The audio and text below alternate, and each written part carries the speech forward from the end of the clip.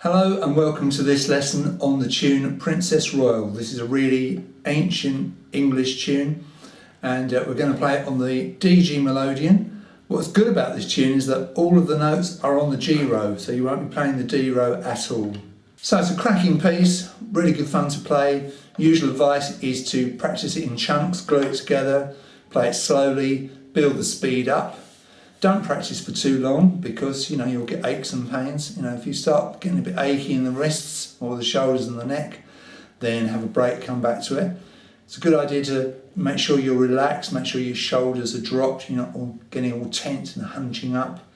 Sit comfortably. I always sit in an upright chair, make sure your feet are on the ground and make sure your straps are adjusted so that you're comfortable. It's all about being comfortable. It's a fairly physical instrument, this. So a lot of it is making sure you are very comfortable before you start playing. And that includes making sure your bass strap is adjusted properly so it's not too tight, not too loose. I play with my thumb around the back of the treble fingerboard. Some people play with their thumb on the edge like that.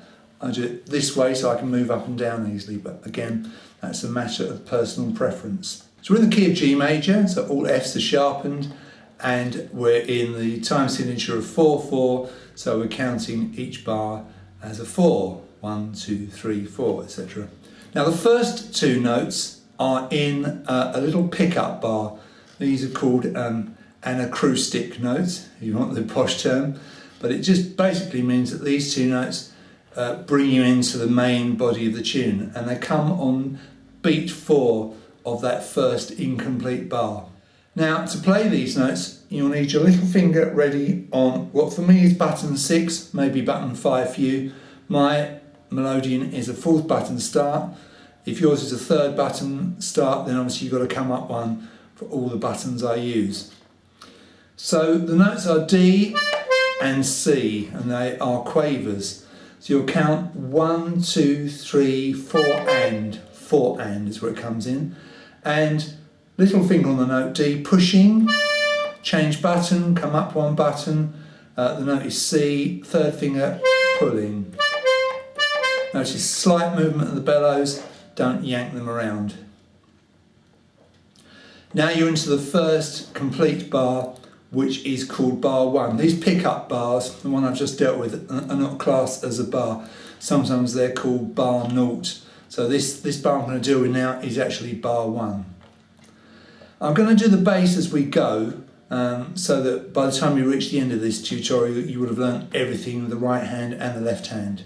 Now it says ornament on the second note. I'm just going to play the bar straight first of all without the ornament. We've got B, A, G, D, C, and notice that D, C, same as you played in the pickup bar. So B, pushing, A, pulling, G, pushing, and those two notes on the same button. And the left hand there, you're going to go. So you've got the G bass on the push, that's the button at the bottom there on the outside row, pushing in.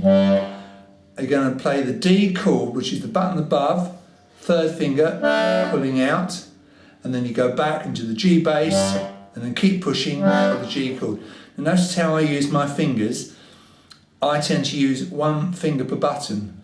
I have mentioned this in other tutorials, but just in case this is the first one of mine that you've bought, I will say that I tend to use 1 finger per button. So finger 1 deals with these two, finger 2 deals with these two, finger 3 with these two, finger 4 with these two.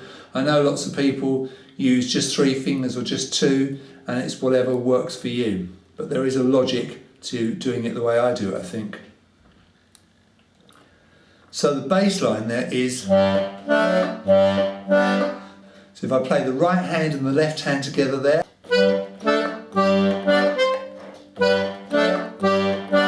So if we leave that in from the pickup bar, 1, 2, 3. Right, I'm now going to deal with this ornament that I've suggested here. I never write these ornaments in because I don't want to cloud the issue for you if you're a beginner, but you might like to try this.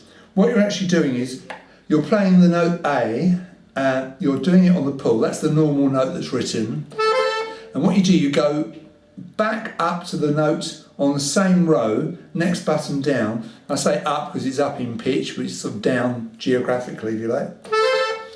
And you play that note. It's a note of C, and you come back to the A, and you crush those in.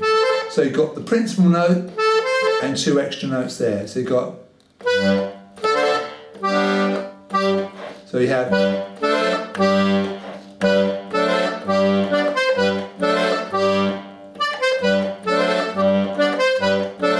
It's kind of a mordant, although it's not strictly a mordant, because a mordant is the note directly above it in the scale, which this isn't, because it jumps from A to C, but it's the same sort of idea. If you can't do it, don't worry, but if you can, it makes a nice little welcome addition to the tune.